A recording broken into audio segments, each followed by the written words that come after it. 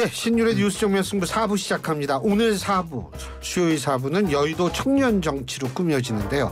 진짜 찐 여야의 청년 정치인들 모셨습니다. 한 분씩 소개해드리죠.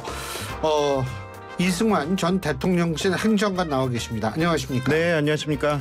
예, 그리고 더불어민주당 박성민 전 최고위원이십니다. 어서 오십시오. 네, 안녕하세요. 예. 아유, 아무리 청년들이지만 근데 사실 청년 이렇게 나오면 분위기가 굉장히 업도되고 좋아요. 좋기는. 네, 저는 솔직히 박성민 최고에 비해서 청년이다라고 묶이기에는 제가 한참 아재라. 제가 솔직히 고백 한번 할까요? 네. 지난번에 청년이라고 나오셨던 분이 네. 한 50대 후반이 청년 이렇게 나와가지고 몇 달 전에 좀 진짜 미안하더라고요, 상대방한테. 예. 아니 그러고 그래도 젊은 편이시죠. 공식적인 나이로 대한민국의 청년은 45세 이전일 거예요 아마. 그래도 초등학생 딸이 있습니다. 아버지. 그럼 전 할아버지란 얘기죠. 자, 이거 이 얘기부터 좀 해봐야죠. 윤 대통령하고 이재명 대표 영수회담, 물밑 조율의 특사, 이걸 비선이라고 표현하는 사람도 있는데 이거 대통령실도 불쾌하다라고 부인을 하고, 물론 이재명 대표 오늘부터 이제 병가를 내셔가지고 저거지만 비서실장도 아주 완전히 부인을 했는데 어떻게 보십니까? 한 분씩. 자. 저는 이 내용을 보면서 그게 생각났어요. 우리가 좋은 거 먹으러 갈 때 한우 먹으러 가잖아요. 근데 고기 이렇게 딱 마블링된 거 나온 거 보면 정말 예뻐 보이고 맛있게 먹을 준비가 되어 있잖아요. 그런데 그 도축 과정을 보면 그 고기 차마 먹을 수 없어요.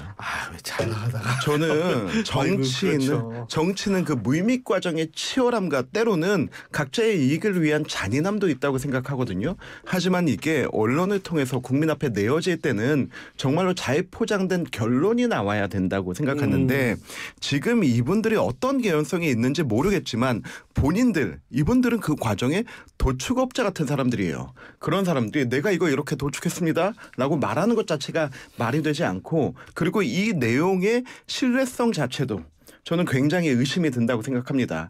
이게 예를 들어서 이제 4월 10일에 총선이 끝나고 그리고 이제 그 영수회담이 있기까지 불과 며칠 되지 않는 시간 동안에 언제 전화가 와서 또 그 와중에 홍철호석하고 또 이제 민주당하고 물밑 접촉이 계속 있었잖아요. 그 공식 라인이 되고 있는 동안에 본인들이 언제 전화를 받았고 언제 모였고 무슨 과정을 했는지 이런 부분들이 분명하지 않아요. 물론 개연성이 1%도 없진 않겠죠. 어느 정도 개연성은 있으니까 이 정도 이야기는 하겠죠. 하지만은 그 아주 소수의 개연성을 가지고 이 정도 확대하는 것 자체는 저는 좀 문제가 있다고 생각하고요.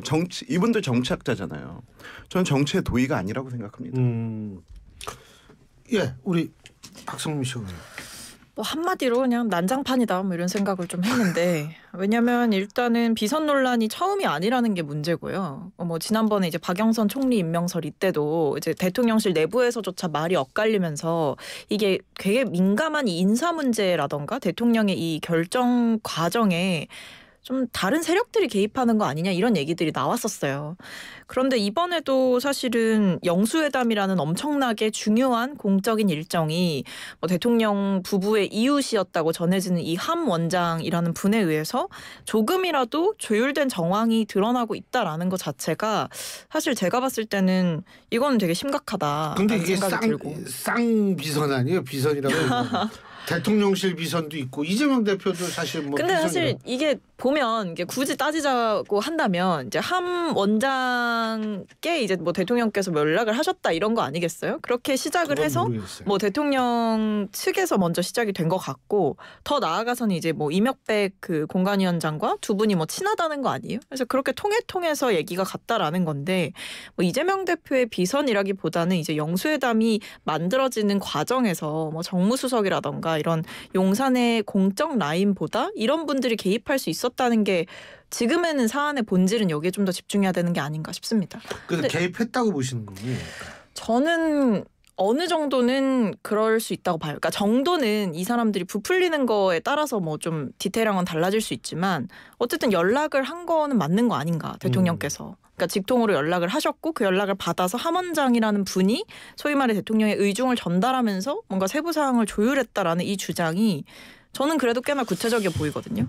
근데 전 궁금한 게 남북 정상회담 같은 경우에는 그 비선 라인이 가동할 수 있어요. 왜냐하면은 이 대화 창구가 이게 제한적이니까 그거 할 수가 있는데 아니 같은 대한민국 군대에서 그것도 대통령과 제1야당 대표 간에 얼마든지 얘기하려면은 이 물밑으로 얘기할 수 있는 정치인을 통해서 얘기할 수 있는 거 아니에요? 제가 알기로는 대통령께서 정무수석을 보내서 두 차례가 실무회담을 했고 그 실무회담을 하면서 뭐 이런 건 논의해야 된다. 아, 이건 너무 나갔다. 그러다가 나중에는 의제 없이 하자. 그러다가 이제 이재명 대표가 뭐 통큰 결단 한 것처럼 그냥 만나겠다.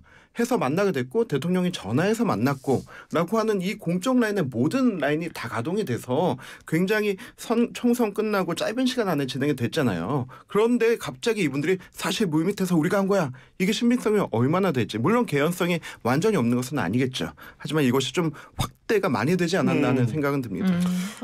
근데 말씀하세요. 아니 저 같으면은 뭐 허위 사실 유포로 진짜 고발까지도 검토할 것 같아요. 근데 뭐 이 사안에 대해서 어쨌든 불쾌감을 표명하고 아니다라고 이제 부인을 하고 계신데 문제는 이분들이 인터뷰를 한 것도 사실 좀 희한한 상황이기는 해요. 제가 어제 네. 바빠가지고 네.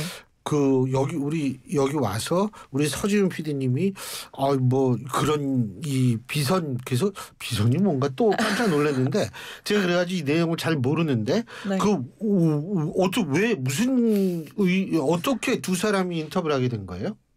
아니 저도 이제 인터뷰 기사를 이제 봤더니 같이 한 거죠, 두 같이 사람이? 하셨습니다. 네. 같이 이제 한국일보라는 언론사에 가셔가지고 인터뷰를 하셨고 소위 말해 뭐 회담까지 가기 전에 뭐 여러 가지 뭐 국무총리 인선이나 대통령실 인선이나 이런 부분에 대해서 뭐 이재명 대표의 경쟁자가 될 수 있는 또는 불편한 사람은 배제하겠다 이런 뭐 이야기들까지 했다라고 얘기를 하면서 되게 그 얘기를 왜 밝혔을까요? 근데 제가 본 인터뷰 기사에서는 마지막쯤에 가니까 그런 얘기를 하시더라고요. 이게 영수회담에 소위 말해 공치사하는 분들이 너무 많다는 거예요. 내가 했다. 내가 뭔가 역할을 했다. 이런 분들이 많아서 좀 바로 잡아야겠다고 생각을 했다. 이렇게 얘기를 하시는 대목을 제가 봤는데 과연 그것만으로 설명이 되는 대목인가. 좀 저도 희한하긴 합니다. 비선이라는 분들이 드러나서 이렇게 얘기를 하는 것 자체가. 어딜 보세요 지금?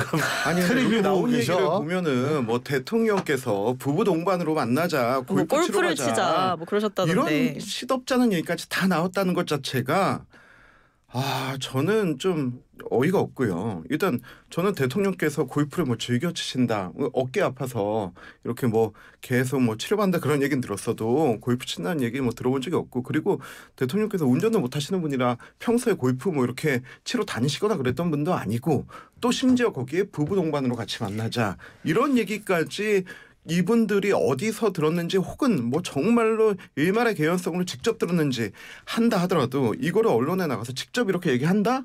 이게 정상적인 과정인가? 정상적인 메신저인가? 이런 생각은 좀 많이 듭니다. 그게 사실 전 진짜 왜 이 두 사람이 인터뷰를 했는지 몰라가지고 저도 참 궁금은 그러네요. 하더라고요. 네. 일반적으로 비선임은 이게 인터뷰를 할 때에다 한참 시간이 지난 다음에 그렇죠. 비화 뭐 이래가지고 회고록 같은 거 이제 그렇지, 갑자기 그렇죠. 내는 거지. 그렇죠, 은퇴하시면서. 그렇죠. 그렇죠. 네. 이제는 말할 수 있다. 이제는 뭐 말할 이런 수 거 있다. 이런 식으로. 네. 근데 이게 어떻게 된 건지 이게 근데 사실 그래서 되게 공교롭게 내일 대통령께서 기자회견 하시잖아요. 여기에 대해서 이제 질문이 나오겠죠. 밝히실 수 있는 분이 저는 결국 대통령 밖에 없다고 생각해요. 이게 단순히 불쾌하다, 뭐 사실이 아니다 이렇게 얘기하기에는 어쨌든 특히 함원장 같은 경우에는 뭐 대통령의 의중이 어떠했다 이렇게까지도 얘기를 하셨으니까 그게 사실이 아니라고 한다면 내일 대통령께서 명백하게 말씀을 하셔야겠죠. 뭐 모르는 사람이다라던가 아니면 연락한 적 없다라던가 연락 안 한 지 뭐 몇 년이 됐다, 몇 개월이 됐다라던가 하다못해 이 정도의 구체적인 답변이라도 나와야 이 모든 이 혼란스러운 상황이 좀 정리되지 않겠습니까? 박성민 최고위원이 아주 저를 돕고 있어요. 지금 자연스럽게 기자회견으로 넘어가도록 네. 이게 또 유도도 해주시고 기자회견 내일 어떻게 잘 좀 기자회견이 이 대통령 지지율 상승의 모멘텀이 될 수 있을까요? 어떻게 보십니까? 일단 취임 2주년 기자회견은 그 자체로도 굉장히 의미가 있는 거고 그리고 지난 올 초부터 그리고 총선 전부터 많은 여론과 또 국민들이 원하셨던 부분입니다. 근데 사실 제가 대선 때부터 지켜본 대통령께서는 소통을 그렇게 주저하거나 자신 없어 하시는 분이 아니었어요. 그리고 도어 스태핑 자체도 60몇 차례를 본인이 직접 그렇죠. 나서서 하실 분이었고 뭐 불미스러운 일이 있었다 그래서 중단됐다고 하지만은 제가 기억하기로는 그때 당시 대통령은 계속 하고자 하셨어요. 그런데 이제 국정의 방향성은 내각과 참모진 그리고 정책으로 가야 되는데 이분들이 아무리 뭐 정책 발표하고 한다 하더라도 대통령의 도어 스태핑 한마디가 그날의 모든 기사거리를 다 작성하니까 그들에게 좀 자리를 내주고 그러면서 하신 얘기가 스타 장관들이 나왔으면 좋겠다. 그렇게 하면서 했던 부분인데 여러 가지 이제 뭐 논란이 터지고 뭐 김건희 여사님 문제가 터지고 하면서 그런 부분들이 점점 위축돼 왔는데 저는 내일을 기점으로 다시 그렇게 국민들과 소통하는 대통령의 면모를 보여줬으면 좋겠다. 그리고 이제 뭐 20분 정도 영상으로 그동안 취임 2주년에 대해서 이제 발표하시고 기자들과 만나서 1시간 동안 얘기하시겠다 했는데 아직까지 제가 들리기로는 뭐 용산에서 어떤 질문할지를 취합한다, 조종한다 이런 얘기 아직 나오고 있지 않거든요. 그렇다면 뭘 안 한다고 그랬으니까 네. 하면 안 되죠. 원래 안 한다고 했어도 그게 물밑에서는 정말 그래도 하는군요. 혹시 너 뭐 물어볼까 뭐 이렇게 하는데 그런 분위기 자체가 없어요. 물밑하면은 깜짝깜짝 놀라요. 하도 물밑이 많아가지고. 네.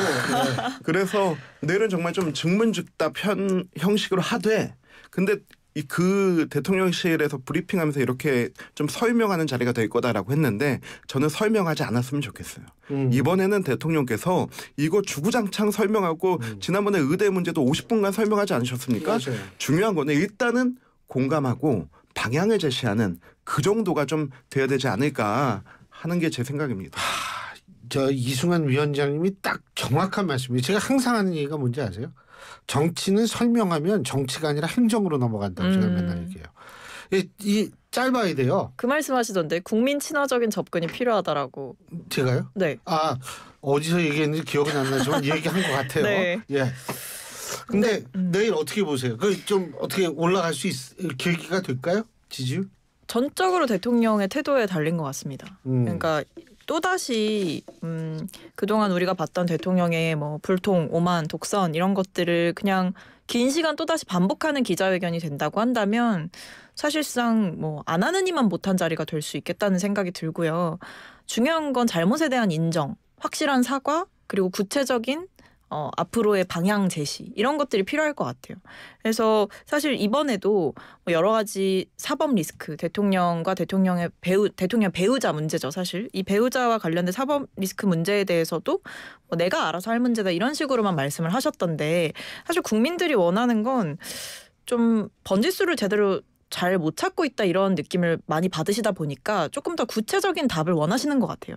예를 들면 민정수석실을 지금 총선 참패하고 만들 게 아니라 특별감찰관을 임명하겠다, 제2부속실 만들겠다 이 정도의 이야기는 해주면서 이 여러 가지 앞으로 이런 문제가 발생하지 않도록 잘 관리하겠다 정도의 메시지가 나와야 되는데 그게 아니라 뭐 알아서 잘하겠다 아니면 뭐 박절하게 대하지 못해서 생긴 일이다 이런 식으로 얘기하는 거에 이제 국민들이 진절머리가 났기 때문에 저는 이번 기자회견에서는 좀 그간에 똑같은 실수를 되풀이하지 않으셨으면 좋겠다는 바람이 있습니다. 제가 아까 그 사실 뭐 그 대표적 보수 언론지 기자하고 인터뷰를 했는데 내일 어떻게 뭐 하는 게 좋겠냐. 첫 번째 책임을 느끼고 사과한다면 거기에 접속사가 들어가면 안 된다. 하지만 그러나 뭐 이런 거 있잖아요. 이런 거 들어가면 안 된다. 이게 제일 중요하거든요. 내일 어떻게 하는지 한번 봐야 되겠고 지금 민정수석 말씀하셨는데 자 민정수석실을 만들었어요. 근데 민심을 청취하겠다라고 얘기를 하는데 굳이 검사 출신을 이렇게 민정수석에 임명을 했단 말이에요. 이왕 뭐 검사 출신 뭐 오케이 좋습니다. 그러면은 원래 민정수석실에 기능이 있었던 친인척 관리 기능을 그냥 놔두는 게 좋지 않아요? 어떻게 보세요? 그거야 뭐 이제 특검에 대한 그 특별감사관제에 대한 걸로도 논의될 수 있는데 그런데 여태까지 있었던 민정수석들 수십 명을 보면은 대부분 다 검사 출신들이 많았어요. 근데 저는 여기에서 좀 민심에 듣는 폭을 넓히겠다 해서 정무직 인사가 하는 것도 괜찮을 것 같다라는 생각을 했는데 정무직 인사가 하게 되면 이거 정말 정치적으로 이용하기 위해서 어떤 사정 기능 하려는 거 아니냐라고 하는 그런 의혹이 또 생길 수도 있어요. 누굴 하더라도 욕먹는 상황인데 근데 김주현 수석 같은 경우를 보면은 법무부 차관까지 지냈고 그리고 그 이후에는 이제 그 이후에는 이제 기업의 사회이사와 그리고 대형 로펌에서 일을 하면서 보통 공직 경로에서 이렇게 가면은 다시 공직으로 안 가겠다는 생각이거든요. 그리고 김주현 수석의 화양 영화는 최고 전성기 때는 박근혜 대통령 시절이에요. 맞아요. 그렇다고 그리고 그러더라고요. 윤석열 대통령의 검사로서의 최고의 전성기 시대는 문재인 대통령 시대 아닙니까? 맞아요. 거기에 결이 맞지 않아요. 그런데 김주현 수석 같은 경우는 검찰에서 대부분 해왔던 업무가 어떤 기획 능력이에요. 기획하고 조직 관리하고 이런 능력이라서 초대 민정수석으로서의 어떤 그런 부분을 기대하는 것이 아닌가. 그리고 대통령실 직제에서도 맨 처음에 슬림화된 대통령실 만들겠다 해가지고 500여 명이던 거를 한 절반 가까이 줄이다가 나중에 400명까지 올리고 하면서 기능을 많이 축소했는데 그런 부분을 강화해야 되는 일환도 있다고 생각하고요. 민정수석으로서의 역할이 이제 뭐 민정기는 또 이제 공직기강 부분 또 이제 법률 부분 이런 부분이 있는데 그런 부분을 좀 안착하는데 도움 주시는 역할을 잘해 주시지 않을까 기대해 봅니다. 어떻게 보십니까? 저는 일단 민심 청취라는 말은 맞지 않는 것 같고 검심 청취다라는 생각이 들었고요. 결국에 이제 검사들을 좀 관리하고 이 수사 상황과 관련해서 어느 정도 영향력을 좀 발휘하고자 이런 생각을 하는 게 아닌가. 일단 민심을 청취하겠다면서 왜 검사를 안 치냐, 검사 출신을 안 치냐라는 거죠. 그리고 심지어 이분이 박근혜 정권 때 뭐 세월호 참사를 수사했던 그 일선 수사팀의 수사 외압을 행사했던 의혹도 받았던 분입니다. 그러니까 그러다 보니까 당연히 정치 검사라는 논란이 나올 수밖에 없는 거고요. 그리고 한편으로는 그런 생각도 들었어요. 이게 우리도 왜 학원 다녀보면은 중요한 시험 같은 거 앞두고 집중 대비반 이런 거 만들잖아요. 그렇죠. 집중 관리할 수 있는. 이것도 약간 그런 느낌이 들었던 게 이제 김건희 특검이라든지 아니면 뭐 최상병 특검이라든지 이런 정권에 상당히 불리할 수 있는 이런 특검들을 앞두고 일종의 좀 대비반을 만든 게 아닌가라는 생각도 들었고요. 결국에는 글쎄요, 문제 진단은 뭐 민심을 청취해야 된다, 좋습니다. 근데 문제는 민심을 청취하겠다고 하면서 그 명분을 내세웠으면서 결과적으로는 이 검찰에 대한 장악력을 높이는 방향으로 결정을 하고 행동을 하는 게 결국 민심을 청취하겠다는 거는 그냥 허울 좋은 명분일 뿐이지 속내는 또 다른 것이 아니냐라는 생각이 드는 거죠. 어쨌든 근데 우리나라 정치 물어볼 게 많아가지고 간단하게 30초씩. 자, 한동훈 위원장이 국민의힘 전당대회에 나갈 거라고 보세요? 어떻게 보십니까? 저는 지도체제 개편에서 집단 지도체제 하에 한동훈 위원장 나오고 유승민 전 의원도 나오고 나경원, 안철수, 윤상현, 김태호 이런 분들 다 나왔으면 좋겠다가 제 주장입니다. 다 나와서 흥행이 좀 되게 해요. 네, 오이스타전 해야 됩니다. 어떻게 보십니까? 한동훈 전 비대위원장은 제가 봤을 때 나오고 싶어서 근질근질 하신 것 같고요. 그리고 한편으로는 한동훈 전 비대위원장의 당대표 당선에 있어서 1등 공신을 꼽아라. 만약에 당선되는 경우에 라고 한다면 저는 홍준표 대구시장님을 꼽고 싶습니다. 홍준표 대구시장님. 그렇죠. 다시 한 가지만 더 여쭤본다면 지금 이제 그 특검 전성 시대예요. 이것이 어떻게 보세요? 이 뭐 조국 대표 황운하 원내대표의 특검 뭐 그 사안도 특검한다. 어떻게 보십니까? 했으면 좋겠습니다. 했으면 좋겠습니다. 저는 특검은 입법부가 사법권을 발동하는 초유의 상황에 쓰는 거고 그리고 사법부의 그 수사 자체가 미진할 때 쓰는 건데 근데 조국과 황운하 두 당선인 같은 경우는 누가 봐도 명백하게 자신의 유죄받은 상황 징역 2년 3년 받은 이것을 되물리기 위해서 그리고 이것을 시간 끌기 위해서 사용하는 것이 명백합니다. 이렇게 권력을 남용하고 한다면 국내 심판을 받을 수밖에 없고 정말로 그게 정치의 목적이라면 그대로 하십시오. 예. 자, 어떻게 보십니까? 일단은 이제 김건희 여사 특검, 최상병 특검 이런 급한 일부터 빨리 해결하는 게 맞다라고 생각하고 특검 전성시대라고 하셨는데 그만큼 이 특검의 필요성이 대두되는 이유는 그동안 처리되어야 하는 일들이 제대로 응당 처리되지 못했기 때문에 정의를 좀 새롭게 바로 세우는 차원에서 시대적으로 필요성이 대두되고 있다 이렇게 생각합니다. 알겠습니다. 두 분 말씀 여기까지 듣고요. 저 이승환 위원장은 저 다음에 빠지시면 안 돼요. 빠지지 않고 우리 박성민 최고위원 계속 나오시는데. 예, 오늘 두 분 말씀 여기까지 듣죠. 고맙습니다. 감사합니다. 예, 지금까지 이승환 전 대통령실 행정관, 더불어민주당 박성민 전 최고위원 두 분과 함께했습니다.